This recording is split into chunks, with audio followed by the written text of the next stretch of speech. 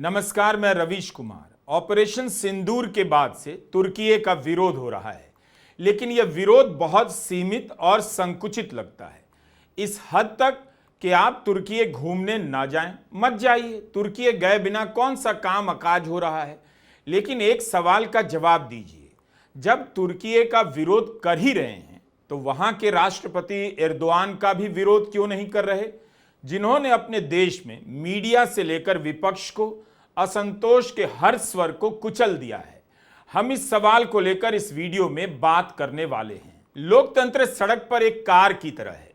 आप इसे तब तक चलाते हैं जब तक आप अपनी मंजिल पर पहुंच नहीं जाते और फिर आप उतर जाते हैं। लोकतंत्र को कार की तरह इस्तेमाल करने वाले और मंजिल पर पहुंचकर लोकतंत्र की कार को कुचल देने वाले तुर्की के राष्ट्रपति रेजब तैयब एर्दोआन का हम इस बहस में नहीं पढ़ना चाहते कि तुर्की का विरोध सही है या नहीं।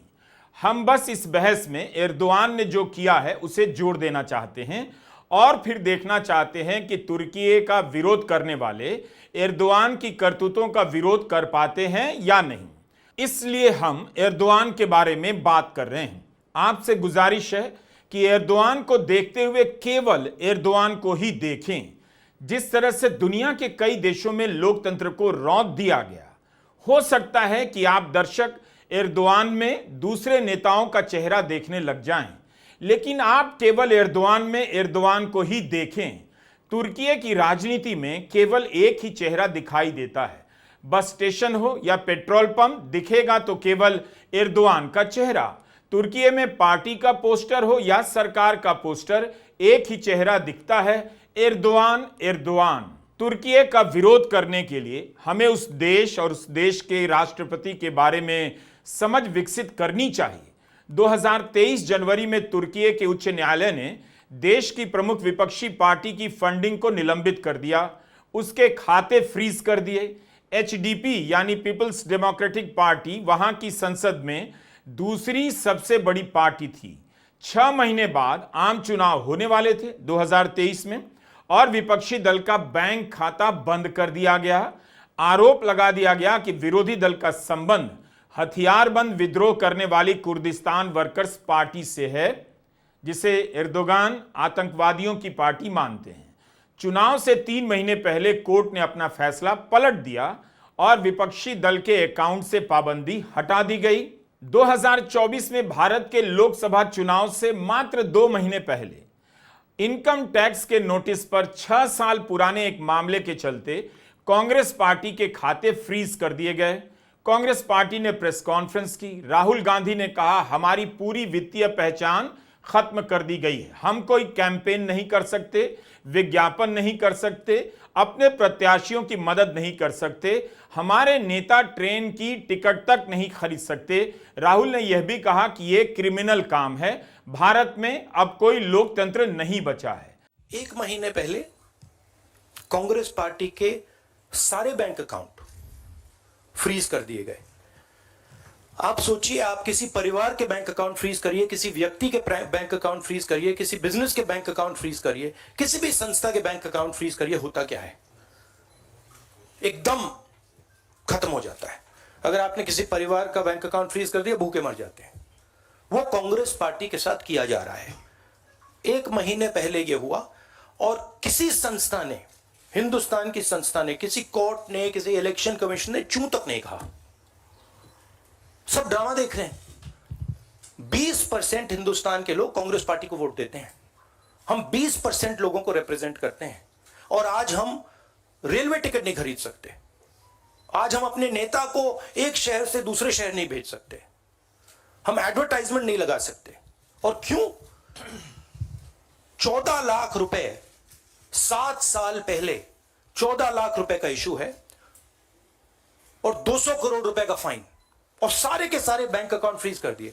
जब इनकम टैक्स, ये दिखाना मुझे जरा, सॉरी क्या, 200 करोड़। जब इनकम टैक्स, साफ इनकम टैक्स की जो एक्ट है साफ कहता है कि ज्यादा से ज्यादा 10,000 रुपए का फाइन लगेगा। तो यह है हिंदुस्तान का लोकतंत्र। यह क्रिमिनल एक्शन है कांग्रेस पार्टी के खिलाफ और हिंदुस्तान के लोकतंत्र के खिलाफ, और यह क्रिमिनल एक्शन हिंदुस्तान के प्रधानमंत्री कर रहे हैं। और यह कहना कि हिंदुस्तान दुनिया की सबसे बड़ी डेमोक्रेसी झूठ है। यहां कोई डेमोक्रेसी नहीं है। बिगेस्ट ऑपोजिशन पार्टी का आपने बैंक अकाउंट बंद कर दिया और 1 महीने कोई कुछ नहीं बोल रहा है। तुर्की में विपक्ष को कैसे कुचला गया, इस बात को लेकर भी तुर्की का विरोध आप सभी को करना चाहिए। वहां की अदालत काफी मजबूत मानी जाती थी, लेकिन 2020 में हाया सोफिया म्यूजियम को फिर से मस्जिद घोषित कर दिया गया। इसके लिए हाईकोर्ट के जिस जज ने फैसला दिया, उसी जज को प्रमोट कर सुप्रीम कोर्ट लाया गया और वहां भी उसी जज ने हाया सोफिया म्यूजियम को फिर से मस्जिद बनाने के हाईकोर्ट के फैसले पर मुहर लगा दी। 1453 से लेकर 1934 तक हाया सोफिया एक मस्जिद रही, जबकि 537 ईस्वी में इसकी स्थापना सांता सोफिया चर्च के रूप में की गई थी। 1934 में केमाल अतातुर्क ने इसे म्यूजियम बना दिया, जिसे 2020 में एर्दोआन की सरकार के समय वापस मस्जिद में बदल दिया गया। वैसे हमने चेतावनी दी है कि आप एर्दोआन में किसी को ना देखें, दिखाई दे झट से आंखें बंद कर लें।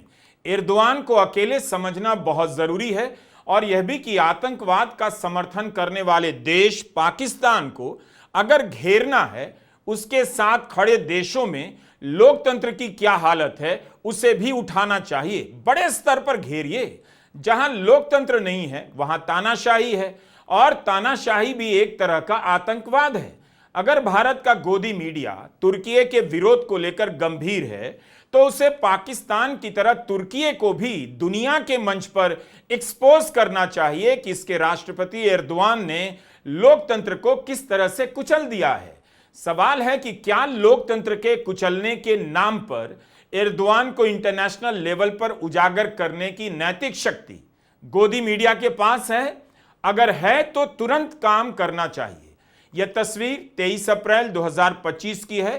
पहलगाम हमले के अगले दिन पाकिस्तान के प्रधानमंत्री शहबाज शरीफ और तुर्की के राष्ट्रपति एर्दोआन की मुलाकात होती है।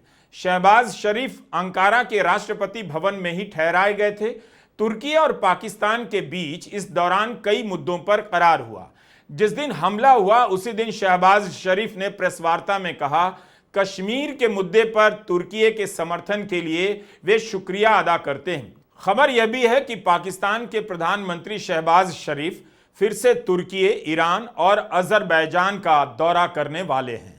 पाकिस्तान की जिस तरह से मदद की है, उसे लेकर तुर्की को पर्यटन के अलावा बड़े सवालों से घेरना चाहिए। राष्ट्रपति एर्दोआन के दौर में कितने ही पत्रकारों को जेल भेजा गया। 2015 में सुप्रीम कोर्ट ने पत्रकारों के अवैध हिरासत के खिलाफ एक आदेश दिया। तब एर्दोगन ने साफ साफ कह दिया, मैं ना तो आदेश का पालन करता हूं ना सम्मान करता हूं। प्रेस फ्रीडम इंडेक्स में आखिर भारत, तुर्की, चीन और पाकिस्तान नीचे ही क्यों नजर आते हैं? प्रेस फ्रीडम इंडेक्स में भारत 151वें नंबर पर है और तुर्की उससे भी नीचे 159 नंबर पर। तुर्की से ठीक एक अंक ऊपर 158 नंबर पर पाकिस्तान है। चीन कहीं ज्यादा नीचे 178 नंबर पर है। इन सब बातों का भी विरोध करना चाहिए। रिपोर्टर्स विदाउट बॉर्डर्स की वेबसाइट से यह आंकड़ा हमने लिया है। उसी वेबसाइट पर सर्च करने पर सामने आया कि 2003 से लेकर अब तक, यानी एर्दोआन के कार्यकाल के दौरान 156 पत्रकारों को जेल में डाला गया है या नजरबंद किया गया है। क्या गोदी मीडिया इस बात का विरोध करेगा और दर्शकों को बताएगा कि एर्दोआन ने तुर्की में किस तरह से पत्रकारों पर जुल्म किया है, मीडिया को नष्ट कर दिया है? आपको जानना चाहिए कैसे एर्दोआन ने मीडिया पर कंट्रोल किया और मीडिया ने कंट्रोल के कारण सबसे पहले विपक्ष को गायब कर दिया। ऐसा कहीं और भी हुआ है, लेकिन आप नजर एर्दोआन पर रखिए। विपक्ष को दिखाना तुर्की का मीडिया बंद कर देता है। नतीजा यह निकला कि आज तुर्की में मीडिया बचा है न विपक्ष। तुर्की में विपक्षी नेताओं से लेकर उन सभी अफसरों के फोन रिकॉर्ड किए जाने लगे जिन जिन पर शक था कि वे एर्दोआन का विरोध कर रहे हैं या कभी कर सकते हैं। 2011 के बाद से तुर्की के चुनाव में मीडिया पर नियंत्रण बढ़ाया जाने लगा। विपक्षी प्रत्याशियों को टारगेट किया गया। एर्दोआन के दबाव में मीडिया के पन्ने और स्क्रीन से विपक्षी दलों को गायब कर दिया गया।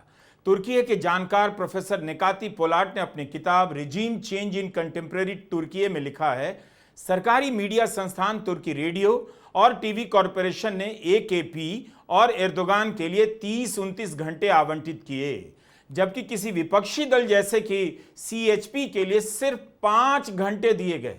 एक दल को मात्र 18 मिनट की कवरेज मिली। 18 मिनट एक राजनीतिक दल को, सोचिए।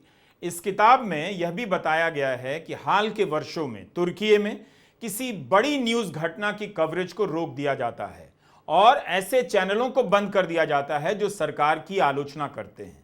किस नाम पर? कानून व्यवस्था और राष्ट्रीय सुरक्षा के नाम पर इन चैनलों को ब्लैकआउट कर दिया जाता है।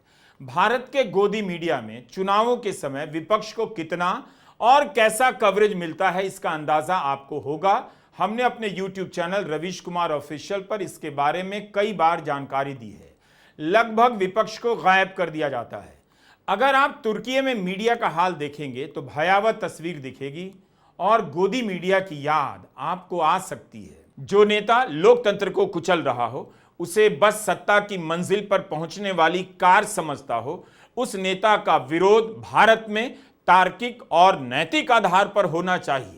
क्या कभी भारत में तुर्की में तानाशाही को लेकर चर्चा हुई और उसका विरोध किया गया? प्रधानमंत्री मोदी और एर्दोगान के बीच कई बार मुलाकातें हो चुकी हैं। इन तस्वीरों को साझा करते हुए कांग्रेस पूछ रही है कि कश्मीर पर तुर्की का स्टैंड तो पुराना रहा है। इसके बाद भी प्रधानमंत्री नरेंद्र मोदी एर्दोगान से मिलते रहे हैं। तुर्की के राष्ट्रपति एर्दोगान से प्रधानमंत्री मोदी कई बार मिले, उसमें समस्या नहीं, लेकिन उनसे पूछा जाना चाहिए कि क्या उन्होंने तुर्की में लोकतंत्र की हत्या को लेकर, मीडिया ब्लैकआउट्स को लेकर, विपक्ष की हत्या को लेकर कभी सवाल उठाया है? क्या अब विरोध करेंगे कि ऐसे तानाशाही प्रवृत्ति के नेताओं से केवल लोकतंत्र ही नहीं, धरती को भी खतरा है? कांग्रेस को यह सवाल प्रधानमंत्री मोदी से पूछना चाहिए और गोदी मीडिया को भी यह सवाल उनसे पूछना चाहिए।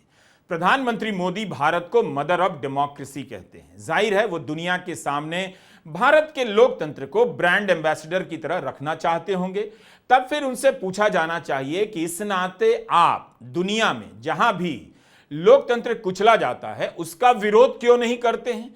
कि आप तुर्की में जिस तरह से विपक्ष को कुचला गया, मीडिया को नष्ट किया गया, उसका विरोध करने की नैतिक शक्ति रखते हैं और पहले क्यों नहीं किया? तुर्की ने हमेशा से कश्मीर के मुद्दे पर पाकिस्तान की बात की। संयुक्त राष्ट्र से लेकर पाकिस्तान की संसद में जाकर तुर्की के प्रधानमंत्री और राष्ट्रपति ने कश्मीर का मसला उठाया है। 2020 में पाकिस्तान की संसद में एर्दोगान ने 370 हटाए जाने की निंदा की थी और कहा कि यह मुद्दा पाकिस्तान के लिए जितना जरूरी है उतना ही तुर्की के लिए है।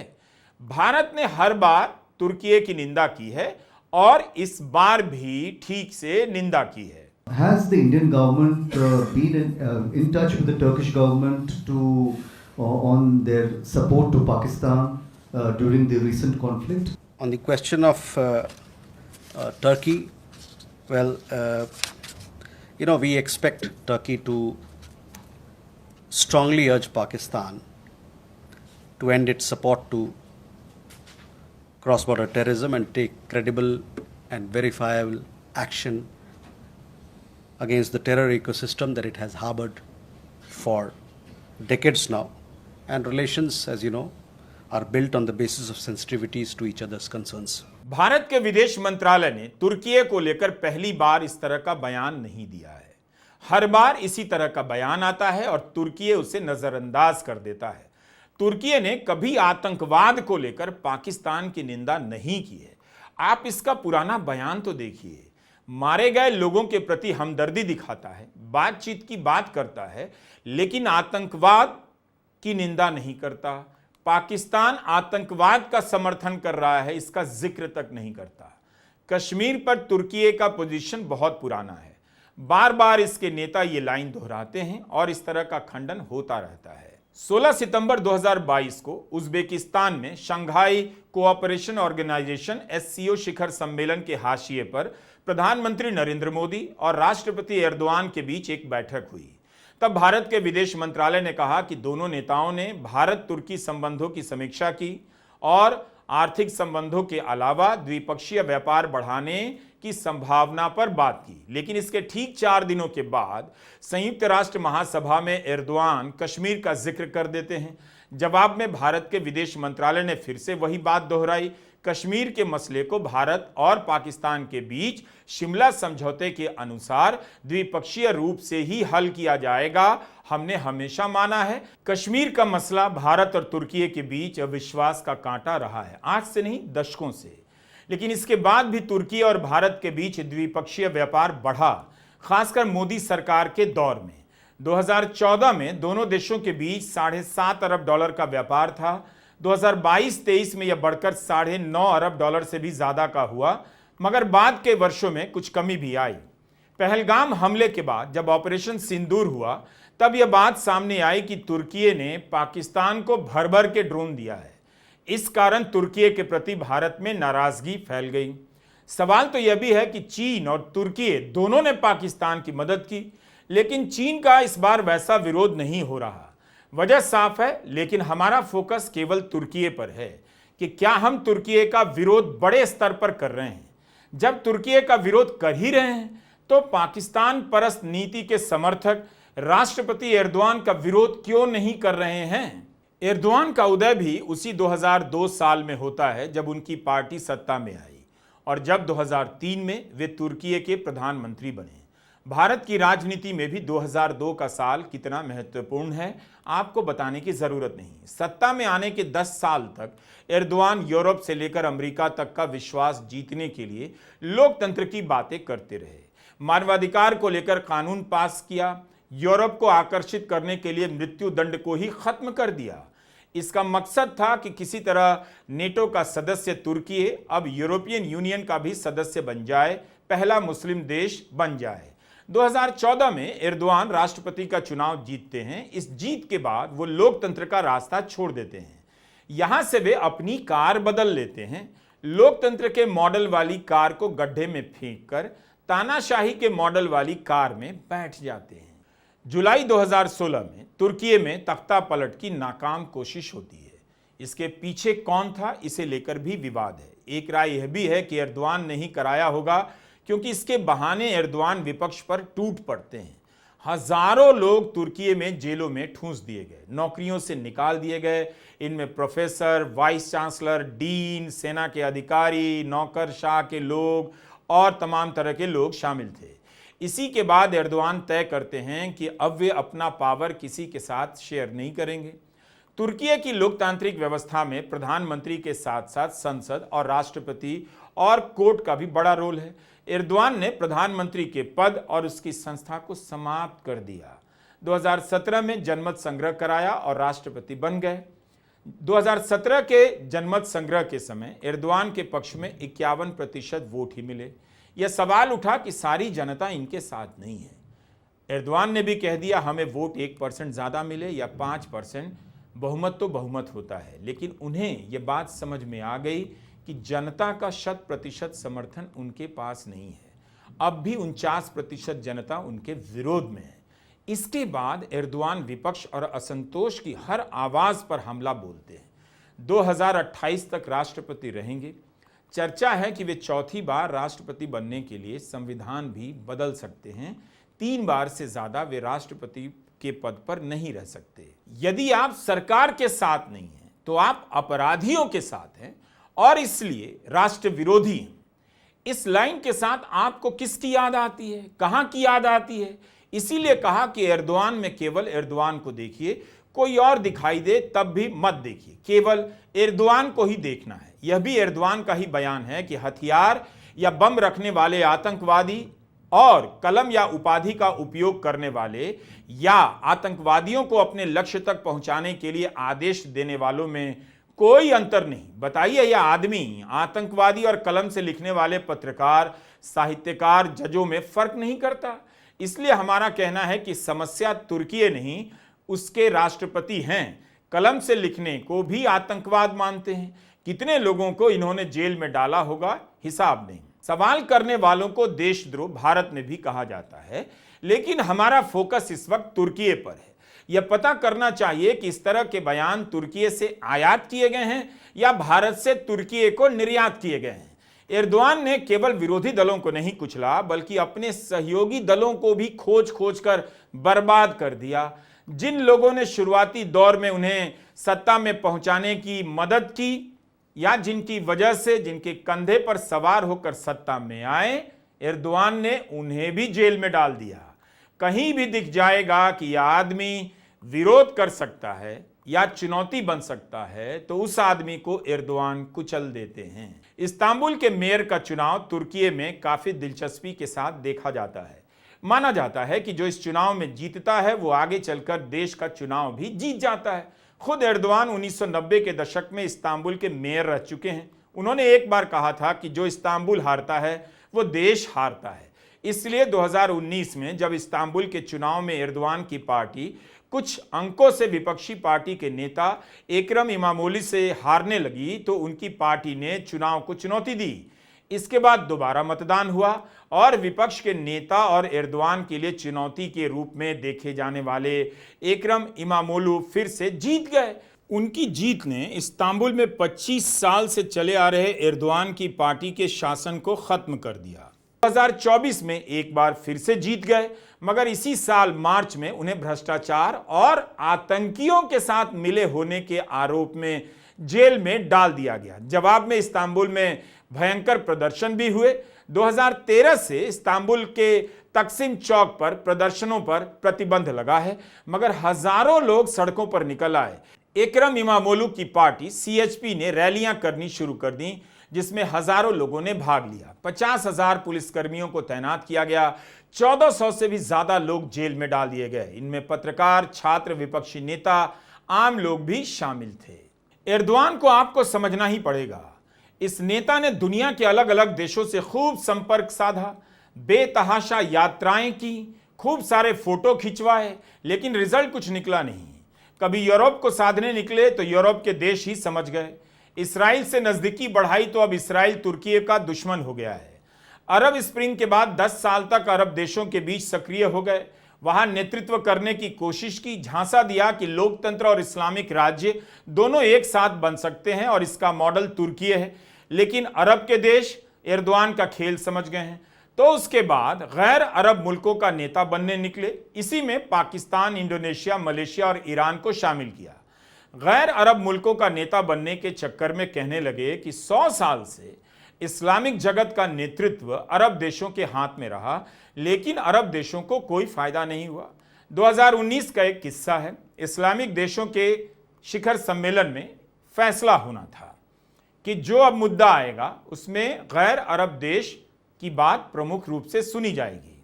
लेकिन माना जाता है, ऐसा कहा जाता है कि सऊदी अरब के दबाव में पाकिस्तान के तत्कालीन प्रधानमंत्री इमरान खान नहीं गए, कुआलालंपुर गए ही नहीं। कहा जाता है कि एर्दोआन की नज़र पाकिस्तान पर इसलिए भी है कि उससे परमाणु क्षमता मिलने की उम्मीद हो सकती है।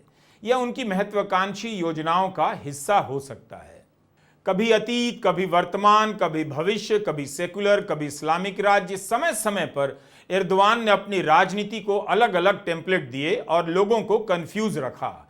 विपक्षी दल रिपब्लिकन को हर बात के लिए जिम्मेदार बताया। कहा रिपब्लिकन की उदारवादी सेकुलर नीति ने लोगों के अधिकार कम कर दिए, उनकी धार्मिकता को नुकसान पहुंचाया। लोग इस्लामिक रीति रिवाज का पालन नहीं कर रहे थे। तुर्की की सांस्कृतिक विरासत को रिपब्लिकन ने छोड़ दिया। एर्दोआन ने इतिहास का बेतहाशा इस्तेमाल किया। कभी इतिहास के टॉपिक में देश को उलझाए रखा तो कभी भविष्य के सपने दिखाकर ठगते रहे। एर्दोआन ने भी कुलीन तंत्र को खूब धिक्कारा, खुद को एंटी एलिट नेता कहा। दुनिया देख रही थी कि एर्दोआन क्या कर रहे हैं, लेकिन सबने आंखें मूंद ली। हर देश को अपने यहां लोकतंत्र खत्म करने का थोड़ा थोड़ा बहाना चाहिए। जब लोकतंत्र ही नहीं है तो आप सवाल किससे कर रहे हैं कि तुर्की ने क्या किया और पाकिस्तान का साथ क्यों दिया? इन सवालों से वहां की जनता पर दबाव बनता कि आतंकवाद का समर्थन करने वाले देश का आप साथ कैसे दे सकते हैं। लेकिन जनता की भूमिका वहां कमजोर की जा चुकी है। जो भी फैसला होता है वो एर्दोआन की मर्जी के अनुसार होता है। जिस समय भारत तुर्की को लेकर सवाल उठा रहा था, पहलगाम हमले के तुरंत बाद इस्तांबुल में 2 बड़ी घटनाएं हो रही थीं और दुनिया की उस पर नजर थी। उम्मीद की जा रही थी कि जेलेंस्की और पुतिन की मुलाकात होने वाली है। अगर पुतिन आ गए तो ट्रंप भी पहुंच सकते हैं। पहलगाम आतंकी हमले के ठीक पहले एंटोलिया डिप्लोमेटिक फोरम की बैठक चल रही थी, जिसमें 140 देशों से लोग आए। यह बताता है कि तमाम संदेहों के बावजूद तुर्की की स्थिति दुनिया के बीच क्या है, उसका महत्व क्या है। फिर भी सब उसके साथ नजर आते हैं, मगर सब शक भी करते हैं। अब आते हैं उन घटनाओं पर जो भारत में हो रही हैं। भारत में तुर्की का विरोध हो रहा है। वहां जाने वाले लोगों से कहा जा रहा है अपनी यात्रा का प्लान कैंसिल कर दीजिए, लेकिन उन्हें यह भी बताया जाना चाहिए कि आप केवल तुर्की का इसी आधार पर विरोध ना करें। तुर्की ने जिस तरह से विपक्ष को खत्म किया है, मीडिया को खत्म किया है, संविधान को बदला है, लोकतंत्र को कुचलकर सारी शक्ति एर्दोआन ने अपने पास ले ली है, इन सब बातों का भी विरोध करें।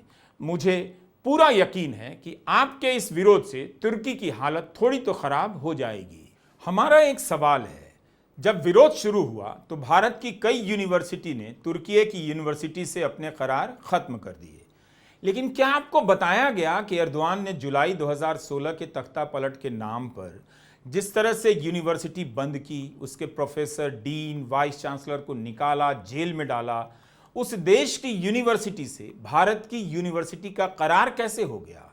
इस सवाल पर भी सोचा जाना चाहिए। क्या भारत जैसे लोकतांत्रिक देश की यूनिवर्सिटी को एक तानाशाही देश की यूनिवर्सिटी से करार करना चाहिए था? एर्दोआन की राजनीति अतीत के गौरव की स्थापना की राजनीति है, खूब भावुकता पैदा करते हैं। इस समय दुनिया में कई नेता हैं जो अपना सारा का सारा भाषण अतीत के गौरव की स्थापना के नाम पर खत्म कर देते हैं। मूर्ख जनता ताली बजाती रह जाती है, उसकी रगों में गौरव दौड़ने लग जाता है, गौरव का पता भी नहीं चलता। ये लोग किस्सा कहानी सुना कर 20-20 साल से राज कर रहे हैं। आज तक दुनिया में कहीं भी अतीत के गौरव की वापसी नहीं हुई। गौरव जो गया आया ही नहीं। जिस भी नेता ने अतीत के गौरव की बात की, उस नेता ने अपने देश का वर्तमान मिट्टी में मिला दिया और भविष्य को अंधकार में धकेल दिया। उम्मीद है आप इस वीडियो को देखने के बाद तुर्की का तर्कसंगत और व्यापक विरोध करेंगे। पर्यटन स्थल को लेकर क्या झगड़ा हो सकता है? प्रकृति की देन है, इतिहास की यादें हैं, वह तो एक जमीन का टुकड़ा है।